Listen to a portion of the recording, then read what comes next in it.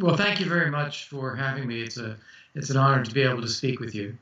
And indeed, the U.S. objectives dealing with this crisis are to see the full restoration of Ukraine's sovereignty and territorial integrity, and to restore safety and security for all Ukrainian citizens, regardless of ethnicity, nationality, or religion. And that's very important. Those are the U.S. objectives. And let me also say that we are working very closely with the government of Ukraine. As you know, I've visited Ukraine, I think, 5 times now since July. I've also just recently met the foreign minister, Minister Klimkin, at the Halifax Forum. So we've had quite a lot of close consultations. And it's very important for the people of Ukraine to understand that. The United States is not involved in order to negotiate over the heads of the Ukrainian people. Quite the contrary. We're trying to be a catalyst for the fulfillment and the implementation of the Minsk agreements, which will result in the restoration of Ukraine's sovereignty and territorial integrity. Now, in order to get there, the Minsk agreements have all of the ingredients, but there's also something of a circular argument inside of them. The Ukrainian side quite reasonably insists that there be a ceasefire, a withdrawal of heavy weapons, a restoration of security, so that they will be able to take the necessary steps of having local elections again, of providing the special status for the Eastern Territories, and a limited amnesty for people who've committed acts during the conflict, but in order to build reconciliation in the country. But in order to do that, there needs to be security. The Russians, on the other hand, always point to these political steps, the amnesty, the elections, special status, and so on, and say that these things have not been accomplished. And so blaming Ukraine for the continuation of the conflict. Now, that's just a circular argument that's never going anywhere. It's been over 3 years that the Minsk agreements have been in place. The Normandy format, France, Germany, Ukraine, Russia, has been there in order to try to facilitate implementation of Minsk, and nothing is really working. What we've proposed is that there be a substantial UN-mandated peacekeeping force in the area. This is similar to something that Ukraine proposed a few years ago. And interestingly, after my first meeting with my Russian counterpart, Russia proposed a UN protection force in the area. Now, there are different concepts. The Russian concept is for protection of the OSCE monitors only, and would not result in control of the border by the international forces, and still leaves a question about heavy weapons. But it is at least an opening of discussion.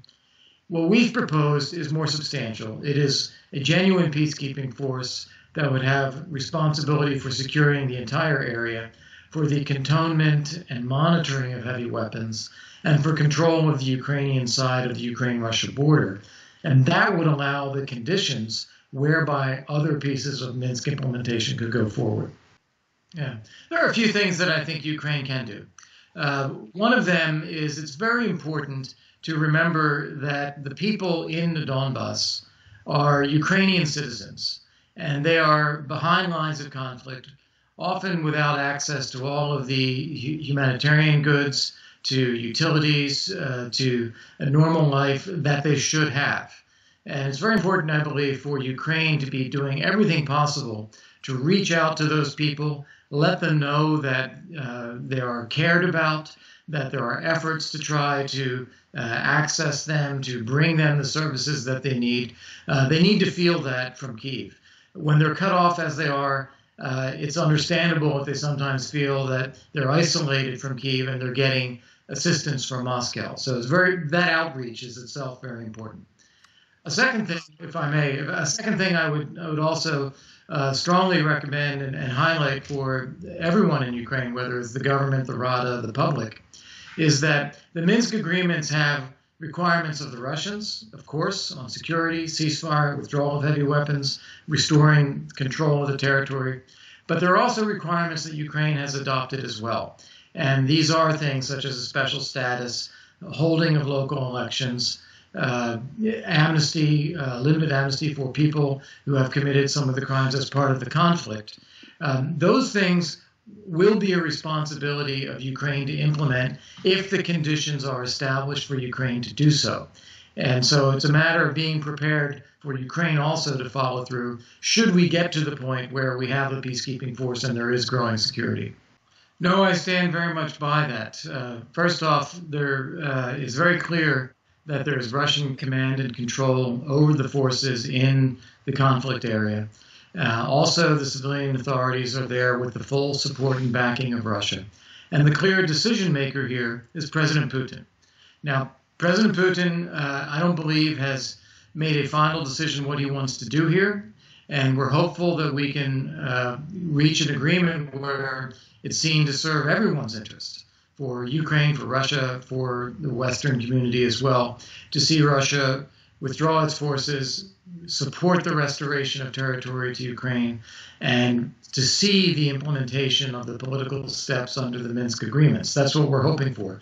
The separatists, the so-called separatists, are represented in the Minsk discussions that go on every 2 weeks in Minsk. So they have an opportunity to be heard. But the real decision maker here is Russia, and I don't think we should lose sight of that. Yeah. First principle is that Ukraine needs to look at these territories as part of Ukraine. That involves responsibilities for Ukraine. It involves a perspective toward reintegration, maybe taking some steps now that are difficult, but will facilitate that effort. And then secondly, Ukraine needs to be prepared to follow through on implementation of the Minsk agreements from its side as well, so that assuming we can get there on security, that we can go all the way and have these things implemented and the territory returned to Ukraine. Those would be the principles that I would establish, and I'd rather not comment further and let the government and the Rada members and the political parties really negotiate this out themselves.